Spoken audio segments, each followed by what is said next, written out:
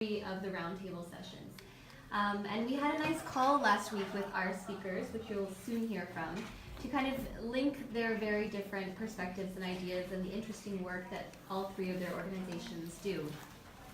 And we came up with a question of sorts that I want to present to you now to help you frame what it is that you will be hearing from them. And then after their presentations, we'll open it up to a broader group discussion. Hopefully on this topic and on this question that we've come up with, but also on anything else that comes to your mind as well. So the few questions for you to think of are, first, how might we bridge existing gaps to create contextually enabling environments? Contextually enabling environments in the field of education. And how do we then integrate these approaches to developing these contextually enabling environments into curriculum and policy? That's kind of question one. And the second question is, how might we assess the impact of these approaches or interventions over a cohort of students aged 0 to 25 for 10 years? And this is a reference to the school's 2030 research agenda that we've been tasked to debate and discuss over the course of these 2 days. And specifically in these roundtables, we're really hoping to tease out some key questions that we might think about when it comes to education and innovation, but in particular for this session, this idea of creating contextually enabling environments. So with that, I'm going to pass it off to our presenters, and I think the order we had decided on was first. Okay, well if you're comfortable, then I'll get your slides ready. Yeah. Okay.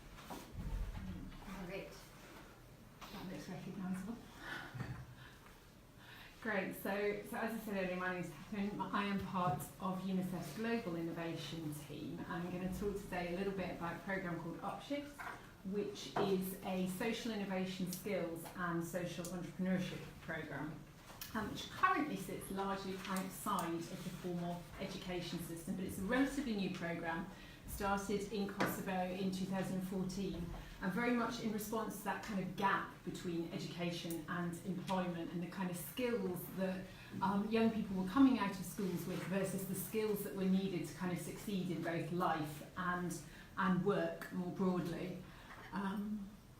Which is how do we drive this? I'll do it for you. Okay, great.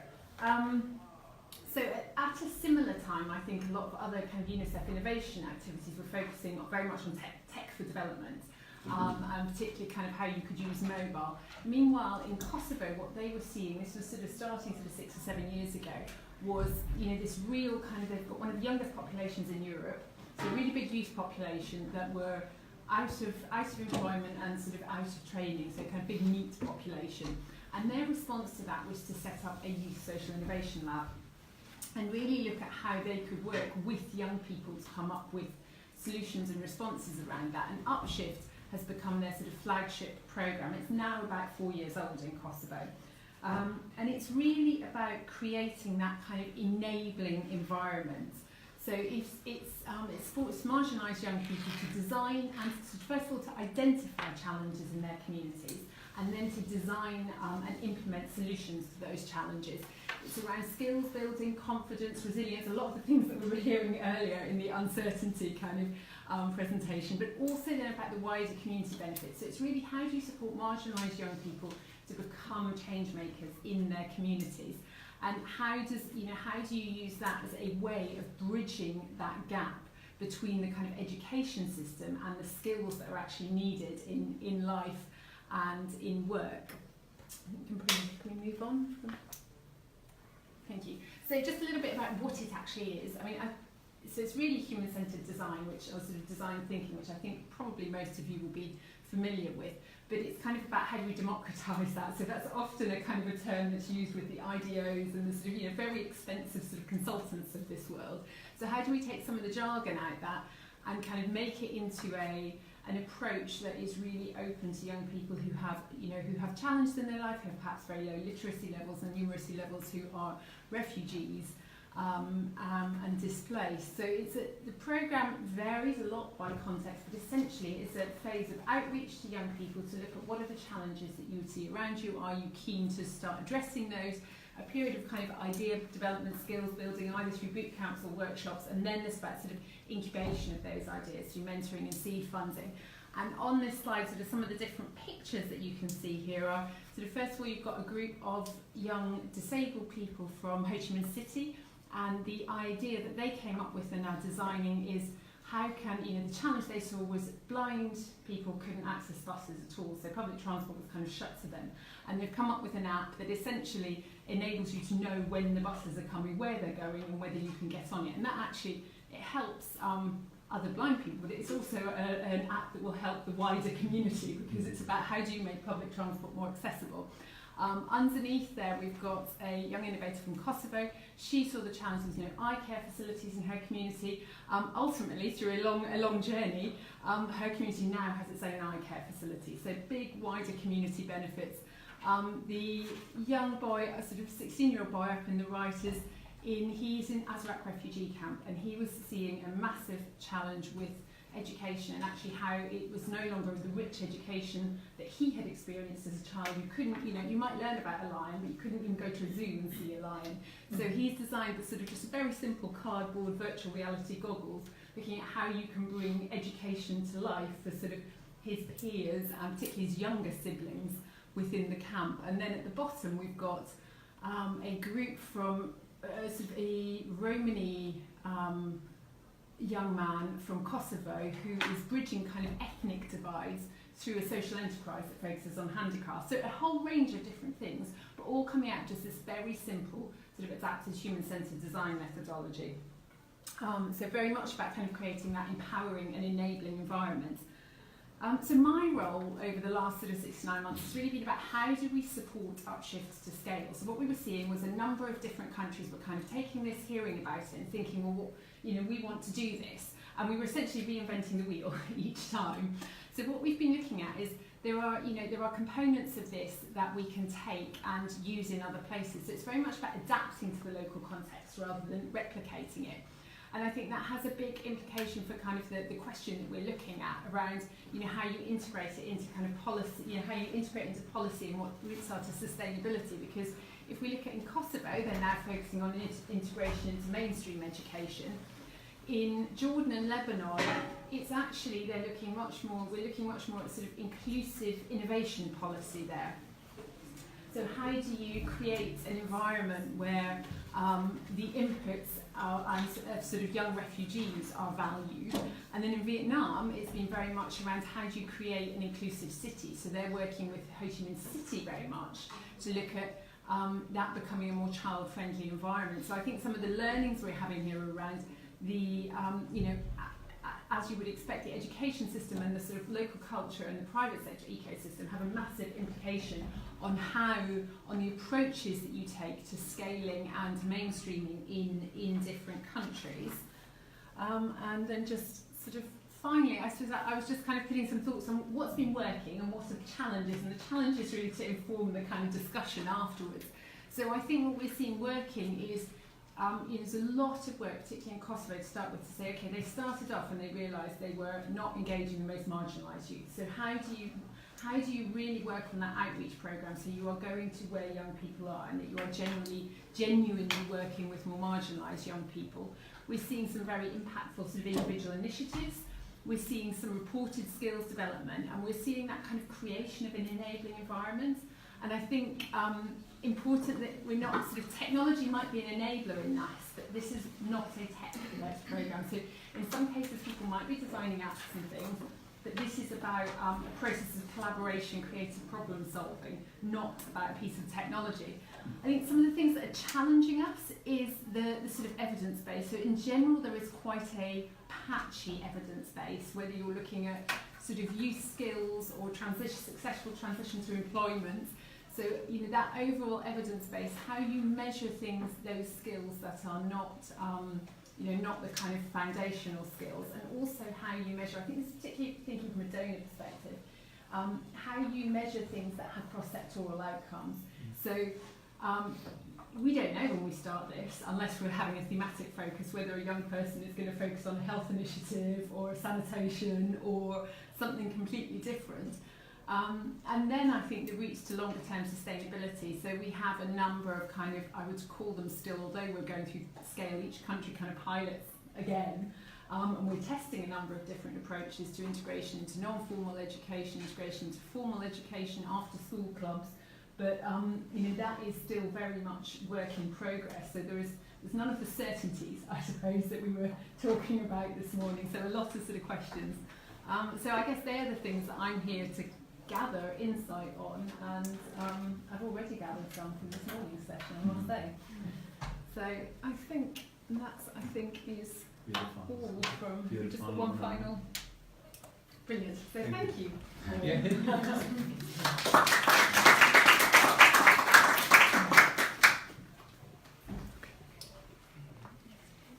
So we might just save questions till the end.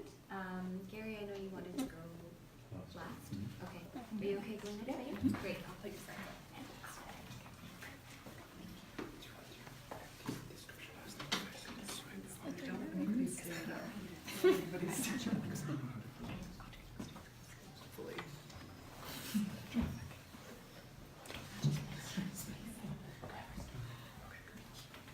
Thank you all for bearing with us. This is the first time we're trying to live stream this. All right. Great. Thanks. Hello everyone. Good morning again. I'm Meghan Mahoney. I'm the evaluation director at Educate. So at Educate, I oversee all the work we're doing to measure whether or not we are achieving the objectives and the results that we hope for, and then also to piece together what are the gaps in our understanding of how the program works and how to help youth succeed after they leave secondary school, and how can we both fill in those gaps for us and for other folks working in this space. We're very, very excited to be here for this great conversation. If you can go to the next slide. So who is Educate? Well, we are an organization that works mainly in East Africa, in Uganda, Rwanda, and Kenya, to try to provide programming so that students can develop the skills that they need to succeed after school. We notice this huge gap, which is secondary education, as it's currently being implemented, is not really preparing youth for the labor market realities that they face when they leave. Also, as Kat mentioned, we believe that youth have the tremendous potential to be positive change agents in their community, but again, they face a skills challenge. If they don't have the skills to identify and then act on, and try to solve proactively the challenges that they're noticing in their community, then that kind of limits their ability to be change agents. So we were founded as an organization to address that gap. And we've been working for about 10 years now in Uganda, and I'm first going to describe our direct-to-school program and then talk a little bit about our systems integration work. So you'll see this slide again later, but it will be more complete. In our direct-to-school program, we partner with schools. We offer a skills course that covers a number of different skills, which I'll talk about in a minute, mostly focused on leadership and business and general workforce readiness skills. In addition to that skills course, we also run student business clubs. So this idea that I think was mentioned in this morning's panel, where giving the students a space to practice and hopefully fail and learn before they have to get out and do it on their own. We use portfolios to assess how students are doing and whether or not they've completed various tasks and developed various skills. This is all delivered by a practically trained youth mentor who now are usually graduates of our program, which is really great. And we've been working more and more with teachers in schools and working on teacher leadership and active learning pedagogies. So if you go to the next slide, what are the skills that we focus on? Well, we have two broad buckets of skills that we think are really necessary and helpful for youth to have when they leave secondary education to enable them to fully engage in the labor force. And those two buckets are 21st century skills, sometimes called soft skills, sometimes called non-cognitive skills. We think 21st century skills is the best way to frame it, because they really they are the skills that seem to be more and more important as we move into kind of the future of work. And those skills, as you can see, are things like teamwork, public speaking, critical thinking, creativity, all of those things that kind of help you excel in any job that you're in.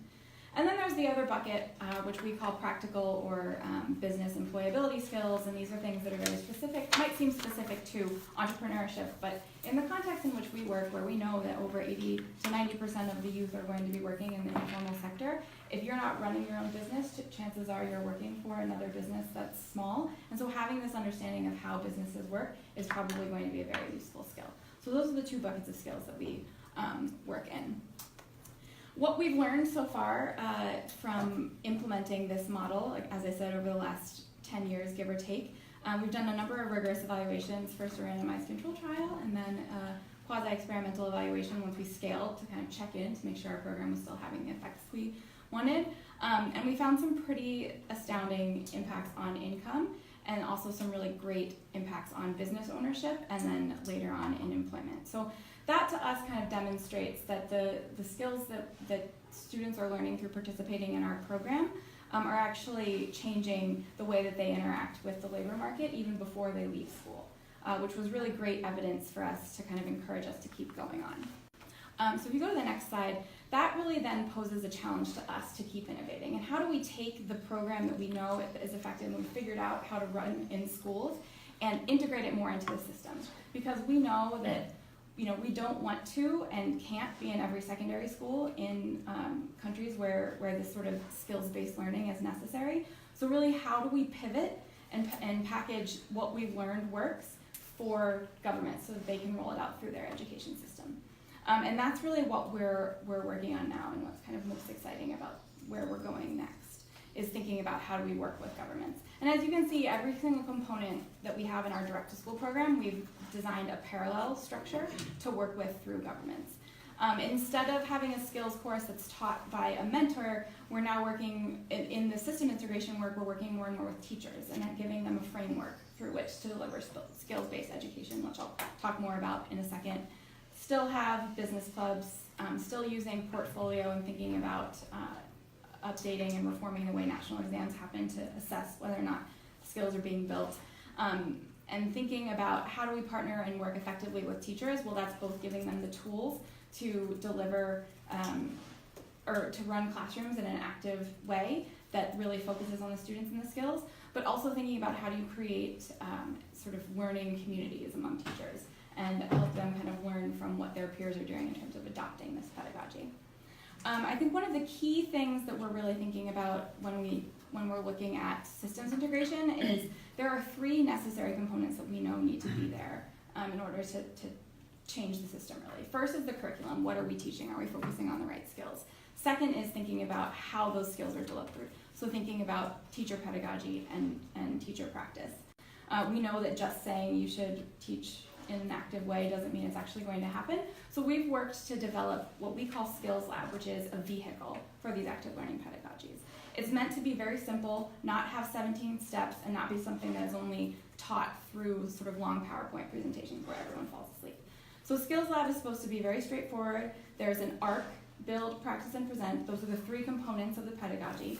And the way that we train teachers on this Skills Lab is through traditional training, but each training also has a very active component called a mock day, where teachers will sit through a few days of going through, okay, how do I actually use debates to engage students or to deliver this curriculum or to build these skills. And then they get to stand up at the end of the 3 days and practice it in front of each other. They're also supposed to be doing this weekly in their classrooms. So in Rwanda, our program sets up these interesting exchange visits where district education officials and other teachers go once a term and visit a school, observe their colleague, their peer teaching, and then give feedback at the end. So this is meant to be a structure that's very simple, easy to adopt, and then the implementation of it has a lot of feedback mechanisms so that teachers don't have to just stand up in front of a room of students who they think they're there to kind of give knowledge to, but have spaces to practice, which again, we've seen that's helpful for students. Applying that to teachers is useful as well. And then the final thing, which I don't have a slide on, which I think is the final innovation challenge that we're facing, is this idea of how do we measure and assess whether or not these system change operations or efforts are actually working. And that means thinking about assessments in 2 ways.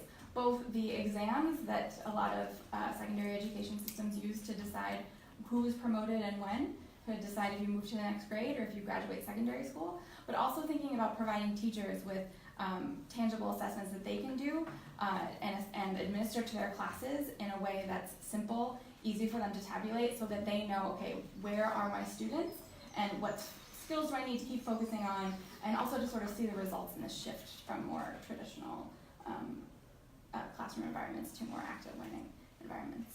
And I think with that, I will stop. Thank you.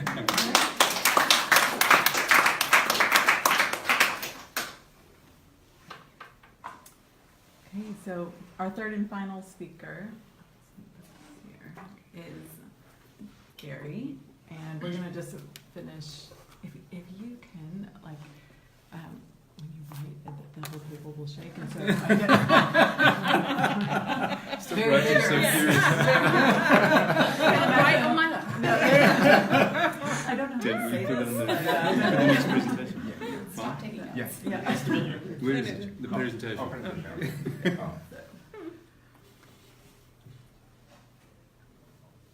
This thing's quite ominous, this camera. So. Your thoughts are recorded forever.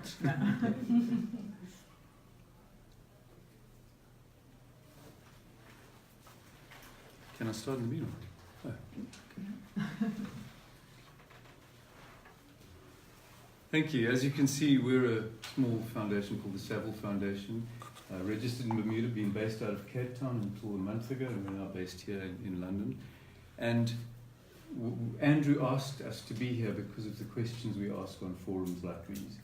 We've come from a business background, myself and the founder, Duncan Saville, who were at school together, and we've been looking for, we've come into this space to see if we can really activate change. And I'm very blessed because we have a completely unfettered and open agenda. We also don't have any predefined budgets. So we do what we think is appropriate in any moment, in any situation. And we do it strategically. We don't just rush around engaging in, which we did actually for the first few years.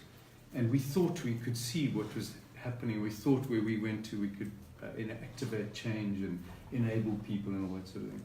And after a few years of truly wasting some of our money, but learning a hell of a lot, we started looking at what we were doing and trying to find models that were going to enable people and make a difference. And I love what we came up in the discussion the other day about contextually enabling environments, because we so often find that with all the goodwill in the world, that isn't done properly, and people go in and bestow things onto or into communities and people, and it just doesn't go anywhere. And we want forums like this we really have to start seeing the difference that we can make if we truly engage properly.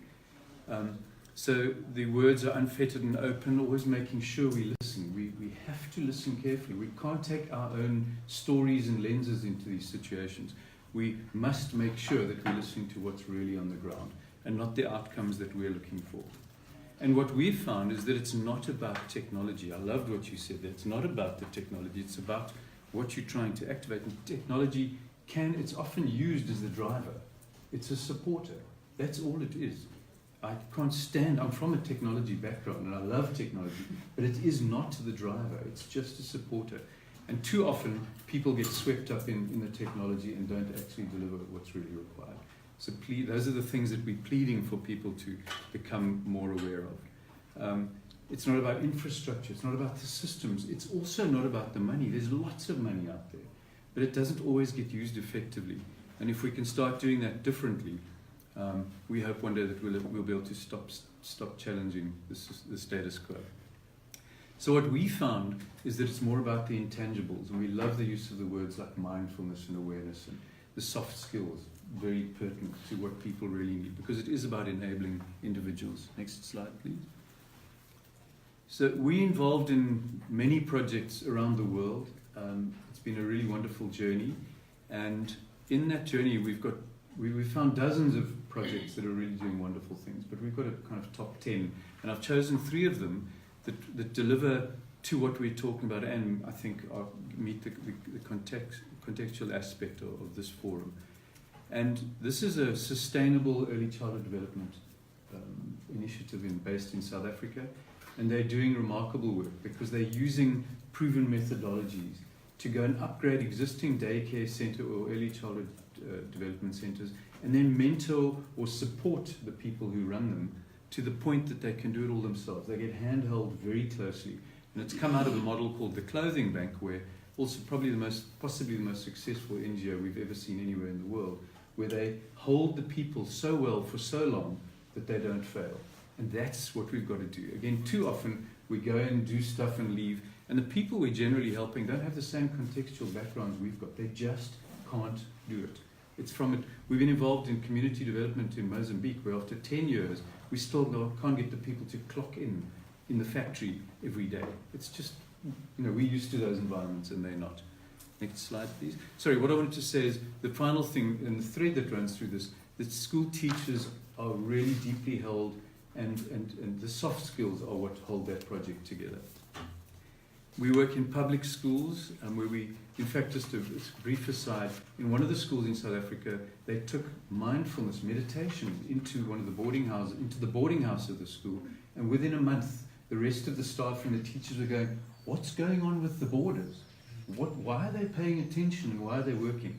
And again, we find that is what really changes things. Not more maths and science, and not more hours on the ground. It's making people comfortable, making them step back and value themselves and their space and time and who they are.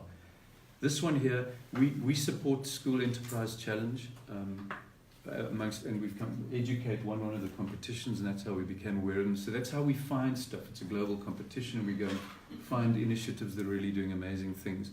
And as Nick Kafka said downstairs, it's emanated out of Foundation Paraguay, where the school is it's got 17 businesses on site, and the students manage everything under the guidance of their professors, or teachers as they're called, the professors in South America.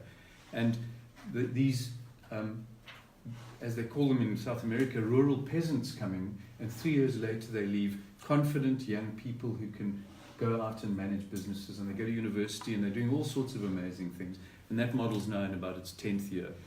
In the bottom right-hand corner, I put Foundation Origen, which is based in Chile, who we work with as well. And they're a Buddhist school who take this onto another whole realm. They're also an agricultural college, but their students do yoga and meditation and mindfulness. And there's a completely different sense, a deeper sense there of self and purpose. And it's also beautiful models. And these are the kind of things that we want to bring out into this kind of forum. So please don't forget about that side, because that side will make your project successful, the soft skills. Next one, please. Let's not turn the TV off just yet. This is a very powerful project back in South Africa, where you may or may not have heard that we have a lot of very special, we have problems with education, where the recently departed president, who we kind of relate to, the American president at the moment, I think I'm online here, which is taking a chance.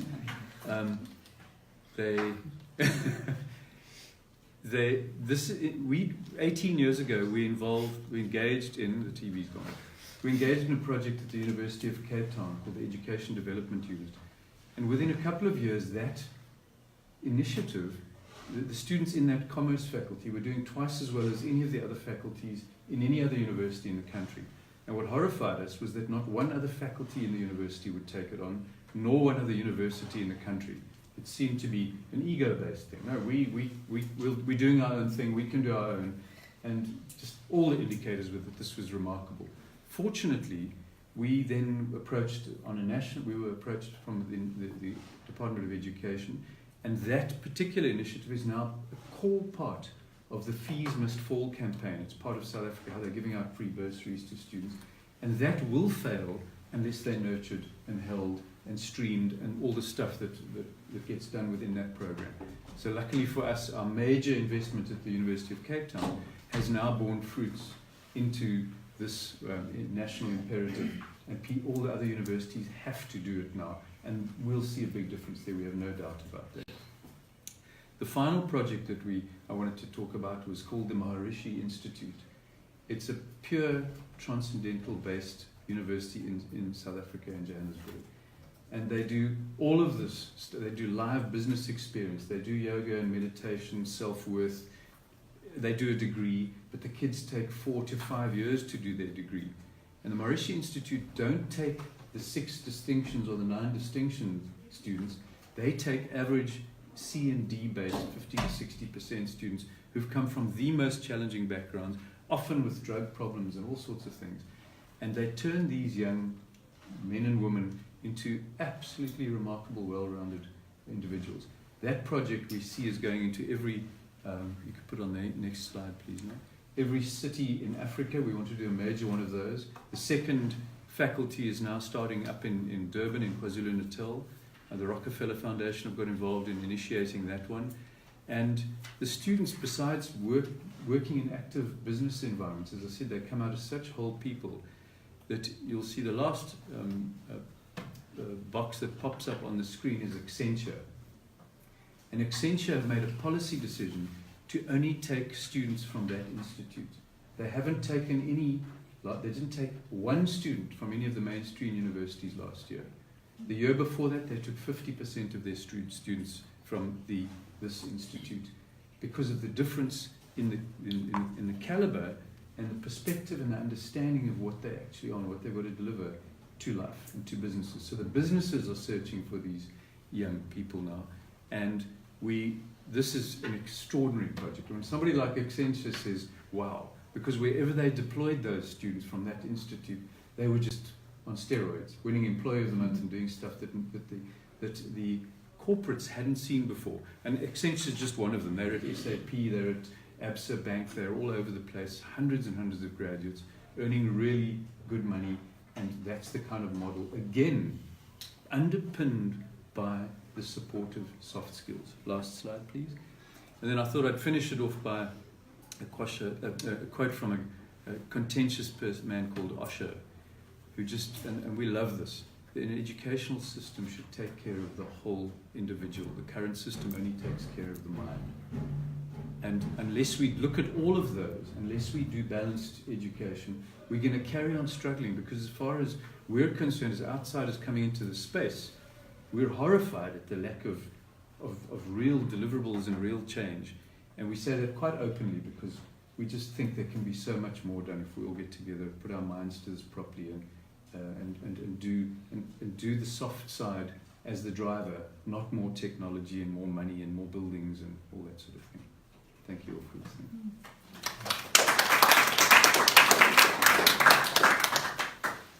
Thank you so much for those wonderful presentations.